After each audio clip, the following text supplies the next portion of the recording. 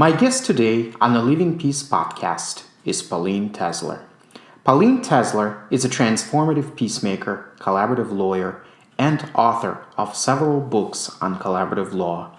She is also one of the founders of the Integrative Law movement.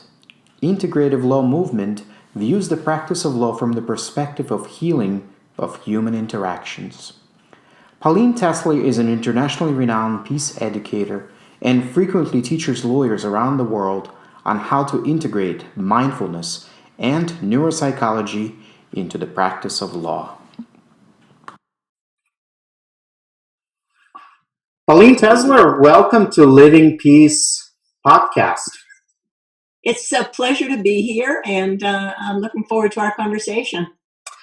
Thank you. So you started out your career as a fierce advocate for women and children. Yes, I was a public interest lawyer for a legal services backup center that did test case litigation and class actions. And then something happened that placed you on the path of becoming a peacemaker. So what happened?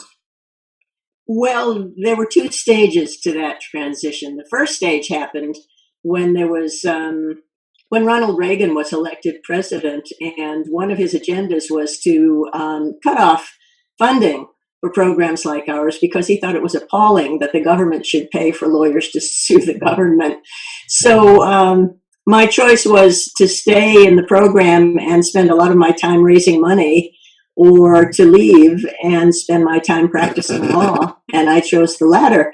And I became a partner in the first all-women law firm in Northern California. It's a family law firm. And in my naivete, I thought that I had been doing test case litigation for women and children, so it would be similar to do private practice of family law. And that was when I began the slow transition toward becoming a peacemaker, because in family law, everything is in shades of gray, whereas in my public interest practice, it was a matter of black and white and being on the white horse for the forces of truth and justice. In family law, if you come in with that attitude, you can do a great deal of harm. And it did take me a while to see this, to see that although I was very good at it, and I loved litigation just as a thing to do, it suited my temperament at the time, I gradually saw that my clients were equally unhappy whether we had nominally won or nominally lost the legal battle. And it became increasing, excuse me, I have still a residual cough. It became increasingly painful to continue to do that work. I had a flourishing practice, and I didn't want to do it anymore. So I started a process of investigating how. I started with the proposition that conflict is a normal human experience, because I had certainly seen that in my family law work. And I thought that other cultures must have wrestled with how to do this, and some of them may well have come up with better answers than ours had for how you deal with the kind of conflict that involves normal human relationships that have just got into trouble, or human relationships that really need to continue in some fashion. And we all know, of course, that going through litigation destroys any possibility of a healthy relationship afterwards. So that was what I was looking for. I started studying with a transpersonal anthropologist named Angeles Arian, who was studying how the wisdom of ancient cultures could be translated into forms that would be useful in, at that time, the 20th century. And she mentored me for a couple of years in how to bring ancient wisdom into human conflict resolution. I learned a great deal from her, but I also learned that it didn't map well onto court-based and court-annexed processes. And that really was my dilemma at the point that I read a little journal article little practice newsletter. One of the lawyers, family lawyers in Northern California, had gone to a conference and heard this guy, Stu Webb, talking about this new idea that he had. This must have been in about 1991, I guess, that I read this. He called it collaborative law. And I read that little article, and the way I describe it to myself and sometimes to others is that I once saw, when I was a kid, a demonstration of what happens when you have a supersaturated solution of sugar, and you add one more tiny little bit of sugar, and suddenly these beautiful crystals start to form spontaneously. And it was like that, having this piece of Stu's inspiration land in the midst of all of the work that I had done with Angie Arian, and I'd been studying in psychology, archetypal psychology, a lot of stuff. And it pulled it all together, and I had just a sudden awakening, and I said, oh, well, I guess that's what I'm going to do for the rest of my life. And it was.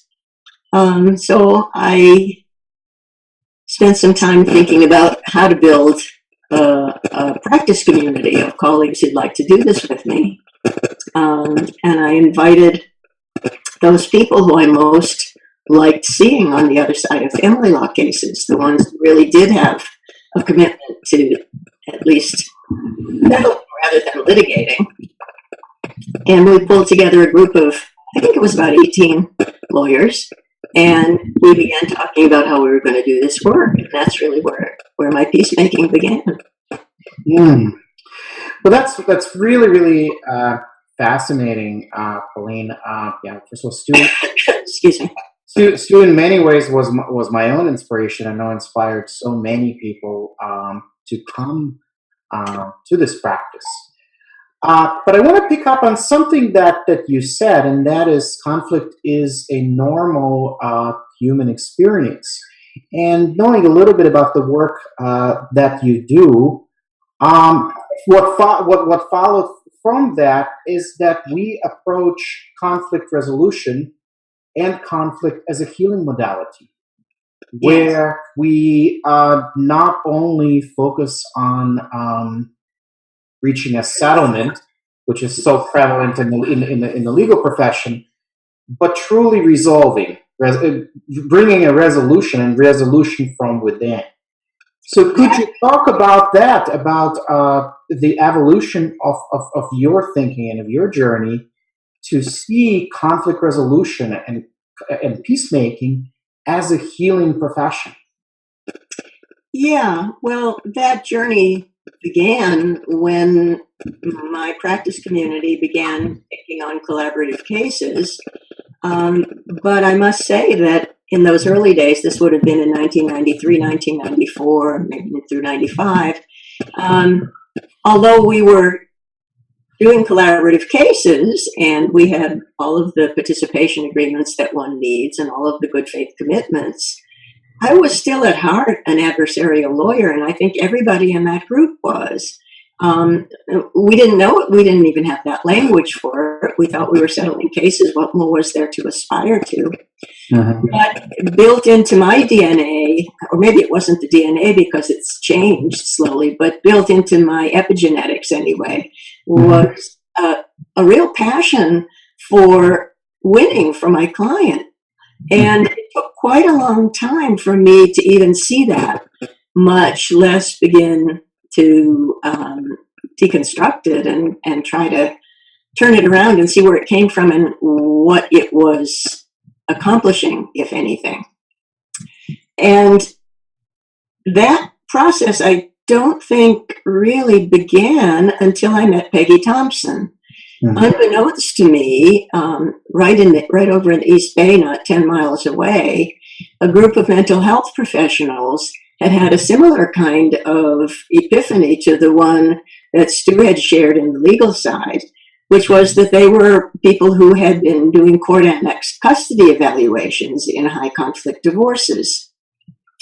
And they realized that what they were being asked to do is use the skills that they had developed to be healers and using it to anoint with the seal of approval one parent over the other.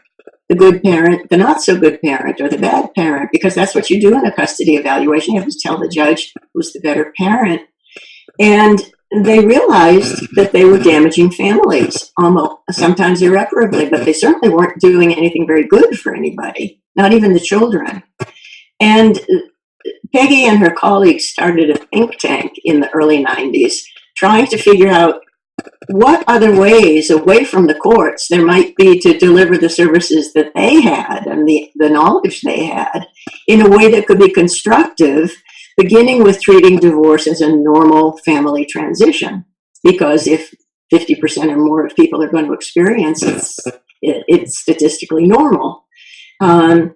So they developed a coaching model. And when Peggy and I met, it was in the around 1997, 1998, we were astonished to discover that we each had a half of the picture, and that if we put our work together, we could have something extremely powerful, because what she had realized was that without lawyers on board, completely committed to a process that was healing and hopefully transformative, that once the people who came out of their process consulted lawyers, which they pretty much always did, the lawyers often undid the good work that they had achieved.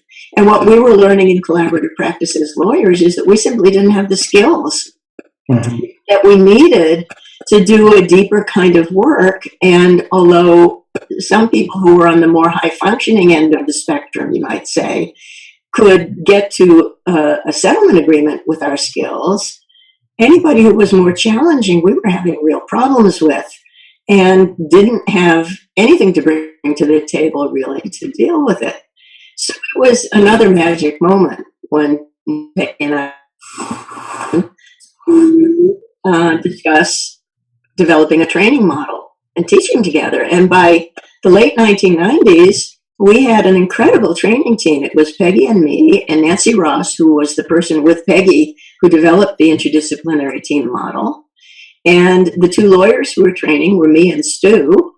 And we had Mark Hill, a financial professional from Southern California, who was an incredible teacher about divorce finance from a neutral perspective. And we did some remarkable training starting then.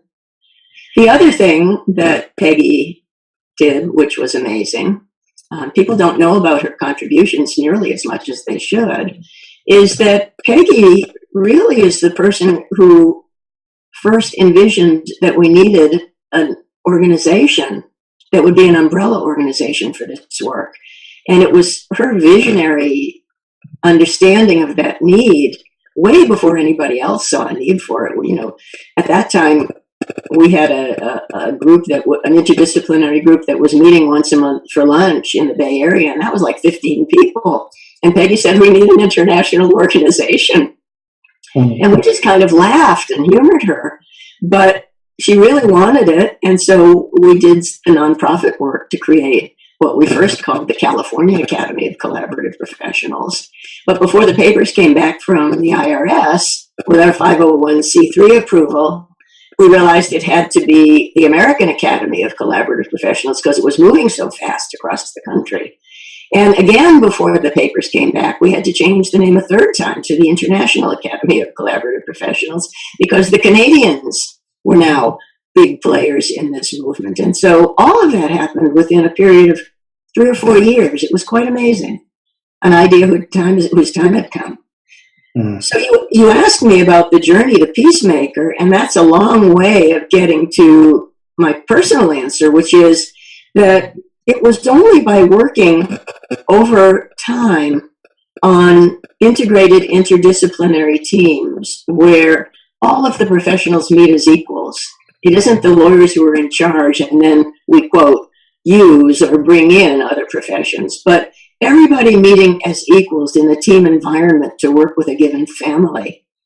When we began doing that work, which I think for me would have been in the early 2000s, early 2000s, what started happening was that the mental health professionals would insist on a kind of process management that the lawyers hadn't envisioned, that involved planning before meetings, and debriefing after meetings every time, and then debriefing after every case ended to see what we could learn from our mistakes, because it's the mistakes, of course, that are the richest, most fertile ground for learning. And when lawyers sit in a room with two mental health professionals who are equally empowered and who are committed to the same goals we are, this is like a hyperbaric oxygen chamber for learning new ways of understanding the job description. And that's really where it happened. Mm. So what do you see, Pauline, as the next steps in the evolution of collaborative practice, specifically and more generally, the peacemaking work that you do? Well, it's a very interesting and complex question, and the answers are not the same necessarily, I don't think. The collaborative practice movement is now very solid. It's an international movement. There are people who are doing this work in as many as 25 or more countries. There are state and national organizations all over the world. IACP still does remarkable work of being an umbrella and a gathering place for all of that. But it's also the case that once something becomes very widespread, and I think it's becoming true of collaborative practice, you're no longer dealing with the pioneers and the early adopters. You're dealing with, from both the perspective of the clients and the professionals, you're dealing with a bell-shaped curve of, people who are outliers on both ends, and then the vast middle. And we're seeing people who have widely differing degrees of commitment to doing this work as a transformative peacemaking practice. There are many people who have every right to call themselves collaborative lawyers who are still really doing a legal template kind of settlement agreement practice. Mm-hmm. And then there are people like myself and many others who are way out on the other end of the spectrum, seeing the real meaning of the work as helping people who are in conflict to rise to the next level of understanding, so that specifically for people with children, they can raise a healthy next generation. It's immensely important work for the culture as well as for the clients. That's the perspective that I see as most important, and I don't think that we can expect to see the entire collaborative community embrace that anytime soon. And I think we're seeing the organizational structures become more focused on what they would call serving members, which is quite different from developing a transformative peacemaking movement. Mm-hmm. So although I remain deeply committed to IACP and bring this perspective that we're talking about into all of the teaching that I do with IACP, I realized the significance of what I just tried to sketch for you, that what it meant was, and there's another thread of it that I want to add before I pull it together, which is that although collaborative practice is very, very widespread in the family law community, it remains, I would say, almost unknown in the broader legal community. Mm-hmm. And it remains marginalized for that reason in the minds of lawyers in large firms, the referral sources for a large number of people going through family transition. Those people send their clients to traditional adversarial lawyers because they regard collaborative practice as crunchy granola things that people on the left coast do, and not something for cases involving large businesses, a lot of assets, complex issues. And of course, quite the opposite is true. But I don't see a way that this message about collaborative practice and about the potential of it for all families and the social urgency of this kind of peacemaking happening for families, I don't see the collaborative practice movement as the source of that message. It has enough to do to make sure that the quality of collaborative representation remains high. And it's out of that convergence of natural forces, really, that I decided that where my work needed to go was in taking the learning about peacemaking that I think has been articulated within high-level interdisciplinary collaborative teams, that this is where this kind of cutting-edge understanding has emerged, and bringing the understanding about that work out to the larger legal community in ways that don't lock it to signing disqualification agreements and doing a specific collaborative methodology. Much as I wish the entire profession, when it works with people in interpersonal conflicts, not corporate conflicts, much as I wish all of my colleagues would sign on and learn to do collaborative process, that's not happening anytime soon. It doesn't mean that lawyers who are handling will contests or small professional practice breakups can't be peacemakers. They can be. But in order to bring that message to them, another vehicle is needed that doesn't lock it to the disqualification agreement that's at the heart of collaborative practice.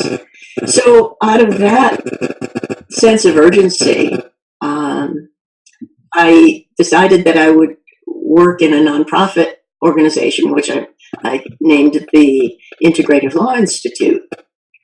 And through that vehicle, I've developed something like 20 different training workshops that integrate perspectives from traditional wisdom practices, body-mind awareness practices, all of the emerging neurosciences, restorative justice, positive psychology, and the methodologies that we know are most conducive to peacemaking, which would be transformative mediation and interdisciplinary team collaboration. But teaching workshops under the rubric of integrative law, which is far less threatening than requiring that people sign on to collaborative practice in order to learn these understandings. And I've been bringing these workshops wherever people invite me. Some bar associations and collaborative practice groups have invited me. I've brought workshops to Canada and South Africa and Brazil. It's a burgeoning movement that's in its early days now, but it is starting to take shape and to have an articulated message. Some of the people who are doing the work of integrative law are in academia. I would think particularly of Susan Dykhoff, for example. Some are doing work on an individual one-on-one basis to help people transform their practices personally. I would put Kim Wright there. And I'm doing what I did in the collaborative practice movement, which is essentially being a teacher, a theoretician, and a writer, trying to spark large-scale change by identifying change agents and connecting them together to bring this kind of understanding of the work of a lawyer back into their communities and into their legal work. Believe it or not, when I first learned of integrative law and of the work that you're doing, what came to me was the paraphrase of this quote from my teacher, and that is, you can't be in pieces and bring peace.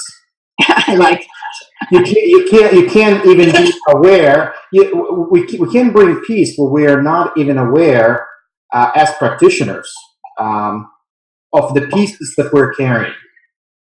And so I don't know if you have any reflections on that, because it seems that so much of what you do and what you're passionate about is this idea that any peacemaking, anything that we try to do to our clients begins right here with us.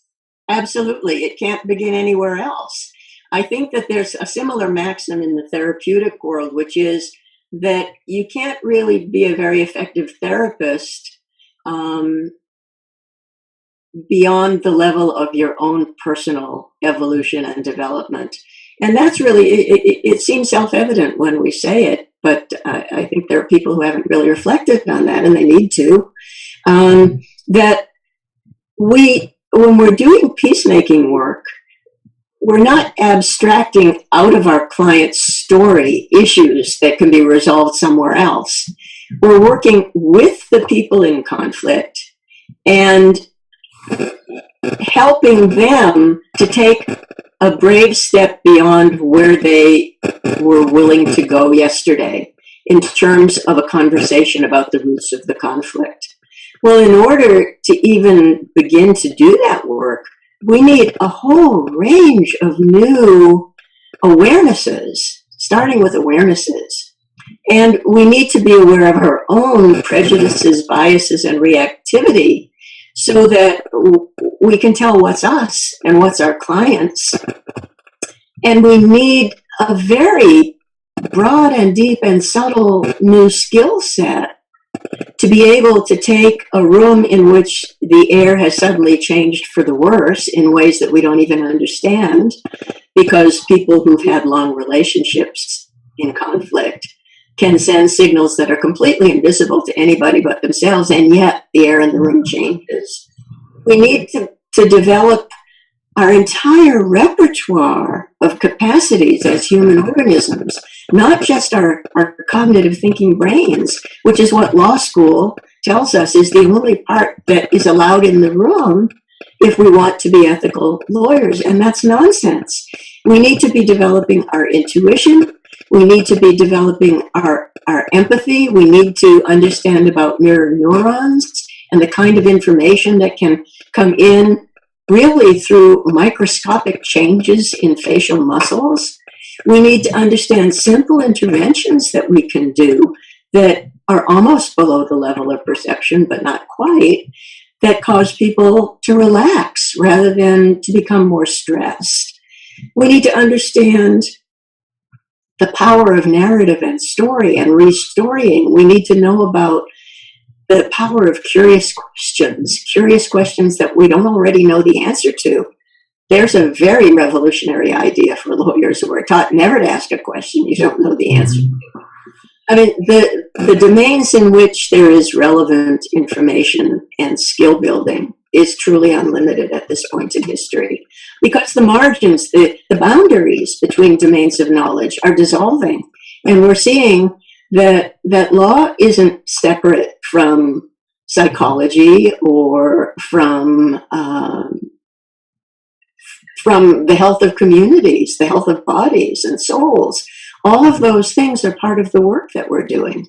And our choice is to do it blindly as unguided missiles, unaware either of the harm we're doing or of the opportunities for health and healing, or we can become exquisitely attuned and aware and make use of all of the capacities of everyone in the room to rise to a higher level of awareness.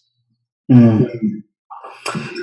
And just again to build on something that you said, Pauline,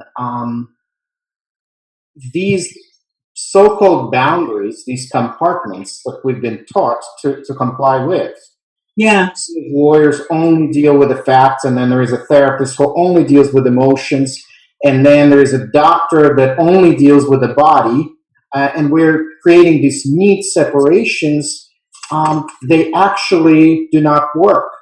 If we are, as lawyers, and this I think goes for whether we're litigators or peacemakers, regardless of how we show up, but if we do not learn the very things that you teach, the emotional intelligence, to connect with people in a constructive way, to tune into their energy, to tune into our own energy, then regardless of what capacity we show up in, we are not showing up fully, and we are not healing our clients, and at times perhaps maybe hurting them even more. Hurting them or hurting ourselves, and not even being aware of it, because I don't think any of us intentionally does anything that would harm a client, and yet we harm them every single day. And really, I think the particular niche or the particular strength or capacity that I bring to this emerging movement about integrative law is that I seem to have an ability to speak with more traditionally minded lawyers in a way that they can hear. So that, if you invite people like that to come to a workshop in mindful awareness, they don't sign up for that workshop. If you invite those lawyers to show up for how you can use body-mind awareness practices for conflict resolution, they're not coming to that one. It's threatening to their sense of identity as lawyers, which they've spent a lifetime honing, building. And what I've learned is that if I speak first powerfully to the cognitive brain, that every lawyer is open to that. That's what we do. What we were taught in law school that's actually helpful is the willingness to entertain any idea, however repugnant it might be to us personally, because that's what we learn when we learn to represent clients we don't particularly like or agree with. But we can take that capacity of entertaining the possible truth within any idea. Lawyers will respond to that. And the research is so powerful nowadays about the damage that's done to people in conflict by bringing them into an increasingly conflicted context of court-annexed processes. And by the same token, the positive research that exists about the impact of rather simple interventions and awarenesses, if you present those first cognitively, you have those lawyers sitting in the palm of your hand. And I guess it's a little bit manipulative, but sometimes I advertise these workshops in a way that says there are things that you were taught about the human brain in conflict that have been demonstrably been proven wrong. Your colleagues are learning about this. The train is leaving the station. You can still get on it. And in a day, learn enough to get you started on integrating these 21st century understandings into your awareness and your work. That's not threatening. That's inviting. But once they're in the room and the power of this research is presented to them, and then we move imperceptibly into experiential exercises that apply those concepts. I've had grown men in three-piece suits weep at the end of a workshop like that, not having expected anything to happen that had to do with them personally. It's very powerful stuff, and it can reach almost anyone if it's presented in a way they can hear. So something you talked about, and I know is very, very important to you, is story and identity. Yes. And of course, I think both are very connected. I always viewed our identity, it's just a powerful story that we get attached to, and then it becomes an identity. So in essence, I see conflict consisting of three elements, like the fire. It's the oxygen being our story, and it's so prevalent, and we need it. We need the story to process what is happening. But then there is the attachment to the story that makes us believe that the story is us. So any attack on the story is attack on us. Correct. And of course, then there is heat, with heat being actually what's happening in our body. That's actually our feelings, our emotion, that energy in motion, which most of us are so disconnected from.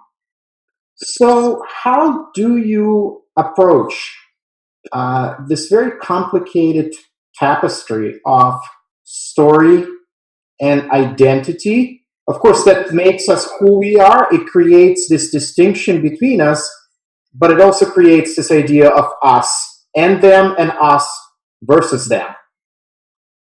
Well, there are many, many ways of approaching this very powerful material, and I don't pretend that the way that I do it is the only way, but it seems to work for me and in teaching the kinds of lawyers that I teach. And again, I begin with the brain science, with the stuff that you can't argue with, because it's demonstrably true as a scientific fact that the way that the brain processes information and the way that we create the memories that are our personal story and therefore our identity as we understand it all of that is a function of processes in our brain that work very differently from how we imagine they work. So that memory is not, it used to be thought even 20 years ago that our memories were like movie or video recorders, and that somewhere in our brain, everything we had ever experienced was stored, and that you could even hypnotize somebody and they could go back into parts of their brain and recover lost memories. And a huge amount of damage was done to innocent people in the criminal justice system as a result of that. But what we now know, and the reason I say no rather than believe, is that functional brain imaging has been supporting what the social psychologists and cognitive psychologists research has been exploring for some time, which is that memory is something that's recreated every minute of every day that we live and breathe, and that no memory is ever the same twice. That by recalling an experience now, today, if I were to tell you any simple little story from my memory, sitting here at my computer doing this video conversation with you, these circumstances under which I'm telling the story would alter it irreparably. And it would never be the same again. Now I'm feeling sort of calm and enthusiastic and creative and engaged in this conversation, but suppose I was frightened or angry and I recalled that same memory. It would become impinged with and become connected by neural pathways in my brain to emotions and bodily experiences of emotion that now become part of that memory. So, I mean, we could go on for some time about this, but those memories that get recreated and reconsolidated every day in our brain are the stories that we think of as reality. But from that perspective, there is no reality. There is a reconstruction of sensory perceptions and subjective experiences in a new context, in a new way. Well, if you start bringing that kind of research into the room with clever lawyers, and most of us are pretty clever, immediately they will start thinking about how to apply it in a criminal justice context. And mostly that's where the law has gone with this new brain science information. But where I want to go with it is into family systems and interpersonal conflict. Because, for example, we know, do I have time to tell you a quick summary of a bit of research that relates to this? Yeah. There was a research study done by, I guess it was probably social psychologists who did it. They did research with couples who were just beginning their new committed relationship. Some of them had just married, some of them started living together, but they were in the first blush of new relationship. And each of the two in the couple were asked to complete a fairly extensive questionnaire, a multiple choice questionnaire. And the questionnaire was looking at all aspects of their relationship. You know, how well it was working, where there were difficulties, what they thought about the other partner, what they liked, what they disliked, where they thought problems might arise, those kinds of things. And then the questionnaires are put away, and people are called back in at varying points downstream, 2, 3, 5 years downstream. They're called back in, and some of those relationships are flourishing and happy. Some of them are very conflicted, or even the couples have divorced or separated by now. But regardless of that, what they do is they give these people a new instrument that's very short, that just says, are you still together with your partner? How happy are you, basically? So you're put into two conditions: happy couples, challenged couples. Each member of the couple is asked to go back to that same questionnaire that they took the first time. And this time they're asked to do it again. But they're not asked to describe the relationship now. They're asked to fill it out as exactly as they can, the way they did it the first time. They're just being asked to remember the boxes they checked when they did it when the relationship was new. And what was discovered was that the happy couples had an 85% accurate recall of how they had filled it out the first time, or at least matched. I don't know if it was recall or matched, but it was the same, 85% the same. And with the unhappy couples, it was 15% the same. So the point being, not only were they unhappy now, but they were completely unable to remember that they had ever been happy. They simply could not recapture a memory of happiness. Well, every time we as lawyers, if we're traditional lawyers in an adversarial mode, court annexed, court-based, every time we ask a client to tell that horrible story of how terrible our soon-to-be ex-spouse behaved yesterday with the children, or the day that we separated, we're reconsolidating that memory, not only for now, but forever, that this is the person who I've always had trouble with. He's always been horrible. He's always abused me. And it's just flat out not true. Well, if you present this kind of data to a lawyer, they're going to get interested in this. And it's a very easy step from there to what would have to change in how you interview your clients. What would have to change about what you believe to be, quote, fact about what your client is telling you? And how might that alter your ideas of how you can be most helpful to your client? That's basically the job I'm doing. And so, on that note, Pauline, what I want to ask you is this question: if you were queen, and you could single-handedly reform the way the lawyers of the future, and actually any helping professionals of the future, are taught, trained, prepared. To not help, I don't like the word help, but to serve, to serve fully, because there is a big distinction between helping someone and serving. So what would you, if you were queen, you could change everything and create this system of preparing, serving, not helping professionals, but serving professionals, be they lawyers or therapists, or any other profession like that. What would you want to do? What would you do? It's a hard question because I don't know if you're asking me a question about what could reasonably happen anytime soon or what could happen in my wildest fantasies, which isn't all that helpful, really. Well, I like actually, sometimes I think what may seem like a wildest fantasy becomes a reality a few years down the road. Because even as I look at the work you're doing, the work Stu has done, going 20, 30 years ago, this might have been a wild fantasy. So I like to aim at the fantasy, even if it may not seem realistic right now, but let's aim for that, and then we can talk about what may be realistic.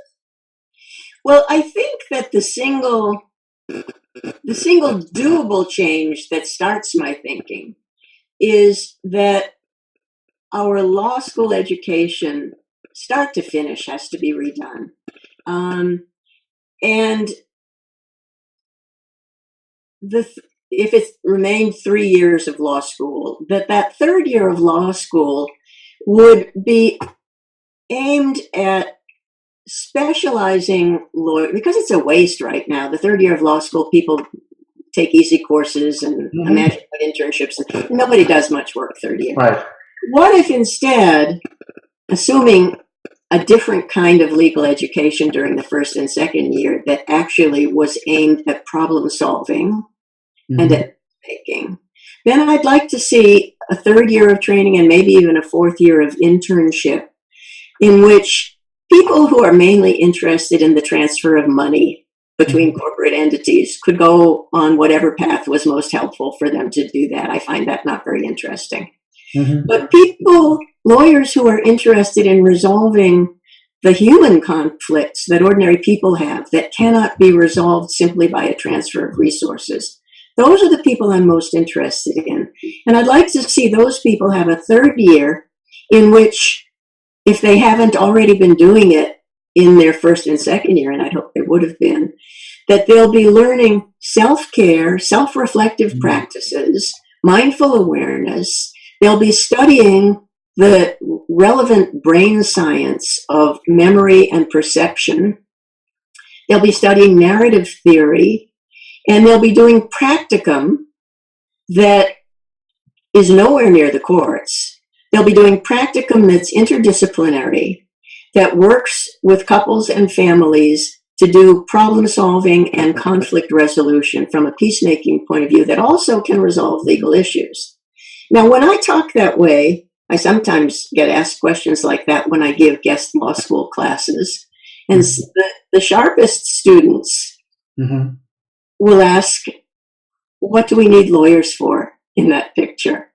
And it's an interesting question. And I think there are good answers to that. Again, positing a very different kind of legal education that aims to teach us the skills and understandings needed to be peacemaking problem solvers. So what is it about lawyers that they can bring to the table in an interdisciplinary conflict resolution mode that's part of my ideal vision? I go back to Myers-Briggs, which is a system that it's not maybe the best system or the most sophisticated, but it's easy to talk about Myers-Briggs personality typologies. Lawyers overwhelmingly on Myers-Briggs tend to be thinking types, not feeling types. Therapists tend to be feeling types, by which I don't mean emotion. I mean reaching an understanding of the experiences that are presented to us, either through analytic processes, which is the thinking type, or through a values-based response. Is this good or bad? Which is the feeling type. Lawyers tend to be thinking types predominantly. And we also tend to be intuitive types in the Myers-Briggs typology, intuitive versus sensate. Sensate types tend to be accountants who won't speculate beyond the third decimal point because the numbers aren't there. Intuitive types are the kind where if you give them 7 pieces of a 20-piece jigsaw puzzle, they've already got a theory about what the picture is going to look like. And then when you give them the next puzzle piece and it turns out that idea was wrong, very quickly jumping to the next best idea about what the big picture looks like. Well, lawyers tend to be thinking intuitive types. In other words, we use our rational processes in service of getting efficiently to a big picture solution that seems to fit what's happening. And for that reason, if you have lawyers, mental health professionals, and financial professionals in the room, or to put it, let me start with if you don't have lawyers in the room and you have the financial professionals who tend to want to see the data down to the third decimal point, and you've got the mental health professionals who are responding from a values and feelings perspective in which things could always get better. People could always have another conversation and go deeper. You need the lawyers to get to closure. We are the people who really do like to get it done. And we've got certain temperamental qualities that make us good at it. And if we can harness that in service of peacemaking and work with colleagues who have the other understandings and skills that we don't, what a powerful system that would be. Did I answer your question? Well, you did, and that's such a. I think that is actually probably a perfect spot for. I like to lead with that vision because, just such a beautiful vision of this truly integrative education that I think can be very, very transformative. So, Pauline Tesler, I am very thankful to you for joining me at Living Peace podcast. I know I can spend hours and hours talking to you and listening to you and exploring all these issues. But we'll leave it here. So thank you very much.